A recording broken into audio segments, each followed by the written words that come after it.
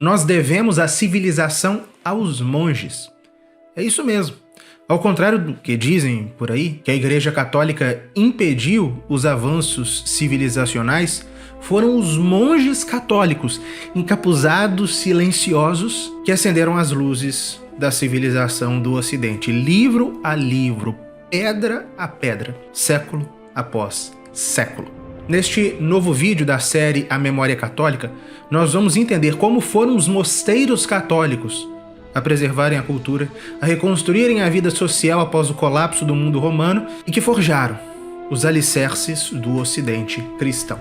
Esse vídeo está saindo por ocasião do lançamento do novo curso da Escola de História da Igreja, História Monástica, ministrado por Dom Justino de Almeida Bueno, monge beneditino, com mestrado em estudos monásticos, especialista no tema. Serão 40 aulas tratando do monaquismo desde Santo Antão até o século XX. Se você tem interesse em saber mais sobre esse curso, fique até o final do vídeo ou acesse o link na descrição onde estão todos os detalhes. A vida monástica não nasceu no Ocidente, nasceu no Oriente Romano. Nasceu nos desertos do Egito, com Santo Antão, com São Pacômio. Foi depois disciplinado, a vida monástica foi disciplinada por São Basílio, atravessou o mar Mediterrâneo, foi levada ao Ocidente. No século V, São João Cassiano condensou as experiências dos padres do deserto lá do Oriente em termos compreensíveis ao mundo latino, e a vida monástica floresceu então no norte da Itália, como Santo Agostinho atesta, na África e sobretudo na Gália, especialmente em Lerins, em Marsella e em Arles, tudo isso até o século V. O monaquismo alcançou então a Irlanda, naquele mesmo século V. Irlanda essa que de nação pagã em um dia se converteu em nação missionária no outro. E da Irlanda, daquela ilha que é a Irlanda, partiram uma multidão de monges audaciosos rumo às ilhas do Mar do Norte, à Escócia e ao próprio continente europeu para levar a fé cristã. E de todos esses monges missionários irlandeses se destacou São Columbano, que foi fundador de mosteiros na Borgonha, no norte da Itália. Era um monge austero, de duríssima disciplina e que evangelizava, ao mesmo tempo em que disciplinava, organizava, fundava incontáveis mosteiros por onde passava. Após essa profusão impressionante de iniciativas espirituais monásticas, o Ocidente conhecia então muitas formas variadas de vida monástica. Em primeiro lugar, havia mosteiros que funcionavam como autênticos reservatórios espirituais, ao estilo de São Martinho de Tours, mosteiro que produzia sobretudo grandes bispos. Havia também mosteiros que eram centro de alta cultura, à maneira das abadias de Lerins, no sul da França. Outros eram refúgios da inteligência, como o célebre empreendimento de Cassiodoro, no sul da Itália. Havia mosteiros que eram cenóbios mais contemplativos, que também forneciam grandes bispos, como os mosteiros de São Cesário de Arles, na Gália. E, finalmente, havia aqueles mosteiros que eram casas missionárias, de disciplina rigorosíssima, à maneira dos mosteiros irlandeses.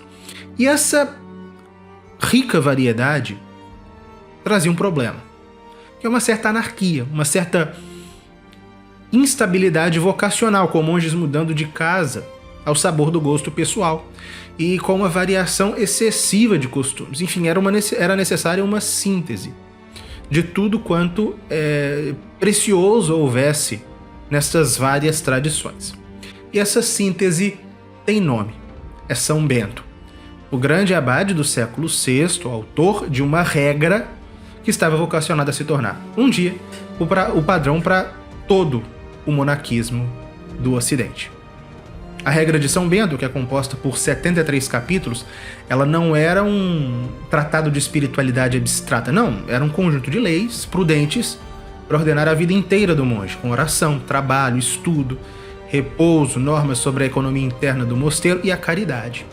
A marca da regra de São Bento é o equilíbrio. Ela é, por um lado, severa para domar a natureza, mas moderada para não quebrar a natureza. E ela se distanciava das austeridades por vezes excessivas de certas tradições irlandesas, ao mesmo tempo em que era bastante diferente das regras orientais, que eram impraticáveis para os povos latinos. Mas rigorosamente falando, São Bento nada inventou. É o que o Papa Pio XII explicou. Pio XII ele dizia que o mérito de São Bento não era o de inventar o ideal monástico, mas harmonizá-lo e adaptá-lo com felicidade aos temperamentos e às necessidades dos povos do Ocidente. Por isso, São Bento é tido como o pai dos monges do Ocidente.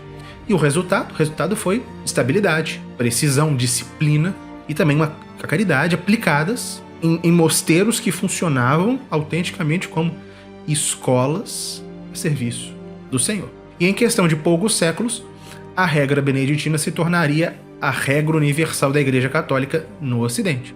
E todas as antigas regras, como as de Cassiano, as irlandesas, foram todas substituídas por ela. Enquanto São Bento viveu, a sua obra contava apenas 3 mosteiros, o de Monte Cassino, o de Subiaco e o de Terratina, no sul da Itália. Os ataques lombardos em 580 obrigaram os beneditinos a se refugiarem em Roma. O mosteiro de Monte Cassino foi até destruído. E lá eles floresceram, inclusive o Papa São Gregório Magno, que escreveu a vida de São Bento, viveu entre eles. E quando este Papa quis enviar missionários para evangelizar a Inglaterra, em 596, enviou justamente beneditinos. De modo que quando a igreja chegou na Inglaterra, e à medida que ela crescia na Inglaterra, crescia justamente a partir da obra beneditina. Certo? O estilo de vida monástico que se impôs na Inglaterra rapidamente foi o beneditino, suplantando as tradições irlandesas que existiam na Inglaterra. E da Inglaterra, a regra de São Bento foi levada por São Bonifácio, missionário inglês, anglo-saxão, para a Alemanha, no começo do século VIII. E se impôs no mundo germânico à medida que ele se convertia à fé católica.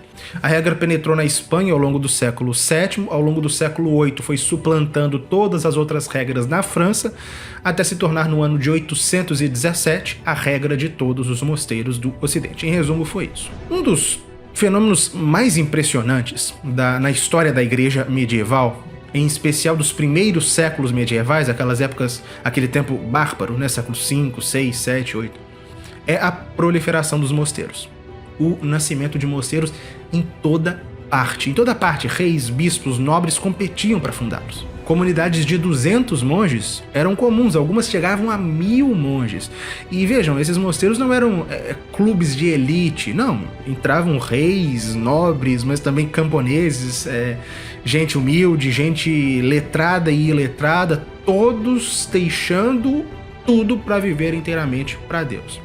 Agora, impressiona mais ainda o impacto desses mosteiros no mundo que os cercava. Sim, porque os monges, por um lado, eles desempenharam sim um trabalho missionário essencial de anúncio da fé, mas eles igualmente tomaram parte num esforço civilizador, de fazer com que as pessoas não apenas aderissem à fé católica, crescem, mas vivessem como católicos, de modo que toda a sociedade passasse a reger-se a partir daquela fé.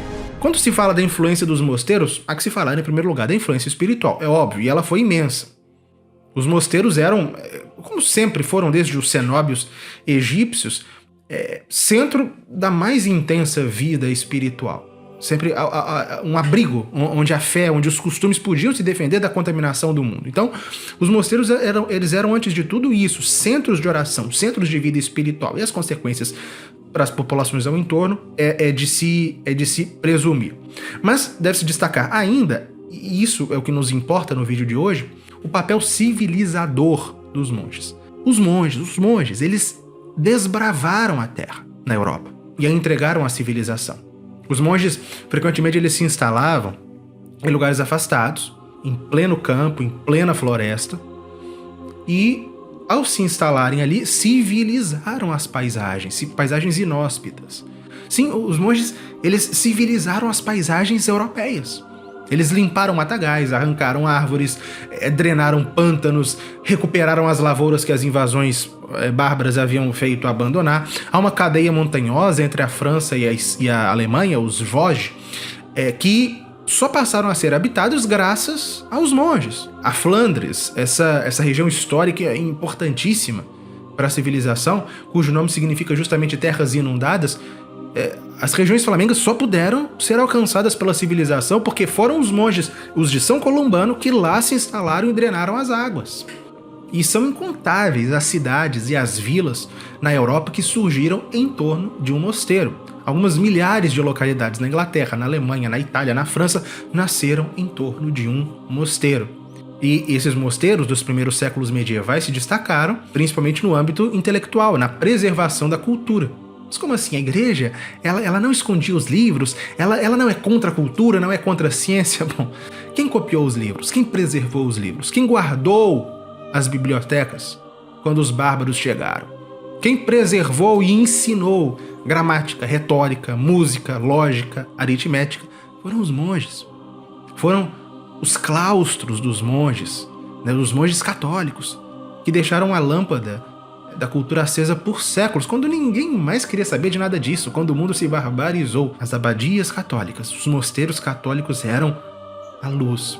Isso se deu principalmente pelos trabalhos dos chamados copistas, né, dos amanuenses, que era uma expressão que vem do latim ad mano, a mão. Esse trabalho de copiar manuscritos para legá-los à posteridade começou provavelmente na Irlanda e na Inglaterra, e onde se multiplicaram as escolas de calígrafos e depois se expandiu para todo o continente a ponto de os mosteiros de fato assumirem esse papel de preservadores, materialmente falando do conteúdo daqueles livros, os multiplicando, né? Não apenas guardando na biblioteca, mas multiplicando aquele conhecimento numa época em que ainda estava distante a invenção da imprensa. Mas vejam, os monges, eles não apenas reproduziram materialmente o legado civilizacional antigo, não. Eles também cultivaram esse legado. É por isso que Chateaubriand, ele dizia o seguinte: os conventos se converteram numa espécie de fortaleza em que a civilização se abrigava debaixo da bandeira de um santo.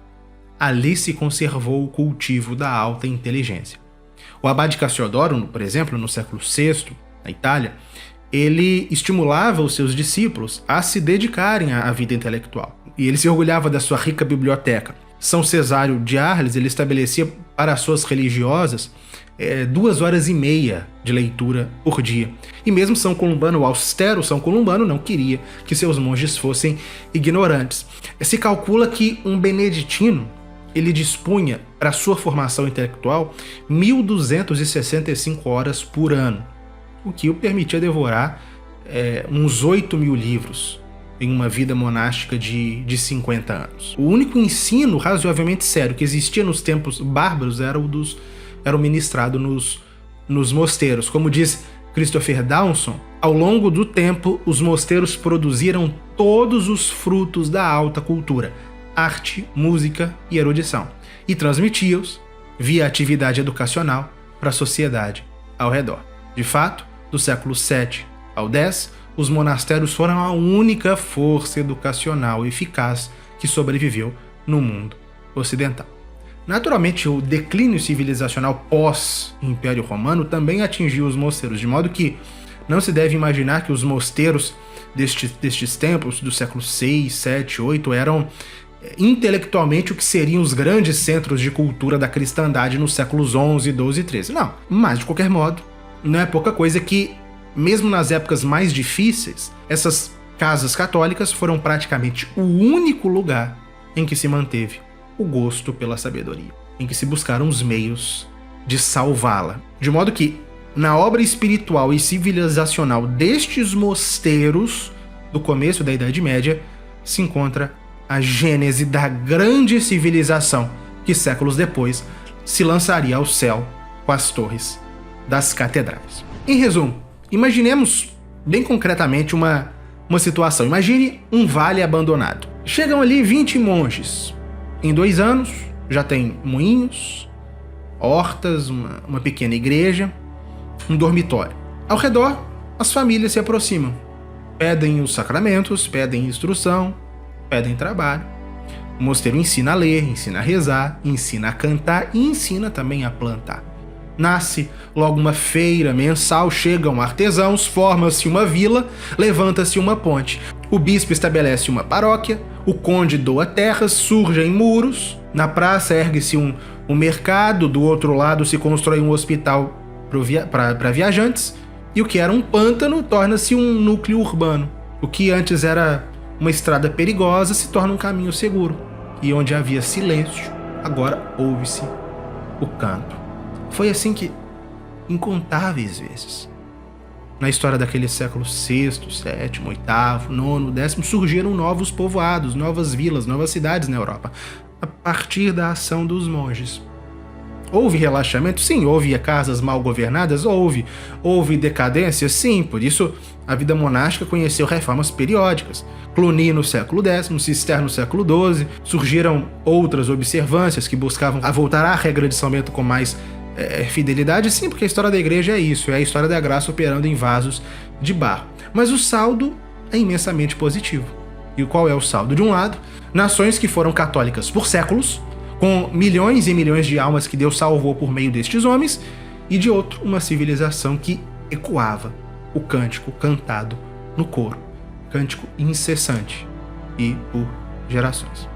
Esse vídeo não é apenas nostalgia, é um diagnóstico. Se nós queremos reconstruir o que se perdeu, a coesão espiritual, a clareza intelectual, a própria caridade social, nós precisamos reaprender o método que funcionou, que é o método dos monges. Prioridades claras, tempo consagrado a Deus, trabalho competente, estudo sério, uma vida comum regrada. Foi assim que os mosteiros anônimos, na sua maior parte anônimos, sustentaram séculos de civilização, de cultura e de fé. Imaginemos a seguinte situação, um lugarejo medieval. O sino tocava antes da aurora, para as vigílias, para as matinas e para as laudes. Depois, prima.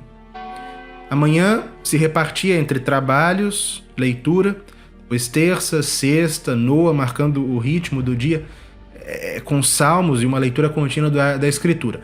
Ao cair da tarde, as vésperas, que eram ali a ação de graça pelo fim do dia, e por fim as completas, em que se pedia a proteção de Deus para a noite. Esse relógio espiritual, ao qual o povo das cercanias de algum modo acompanhava, ele educava o coração e dava disciplina.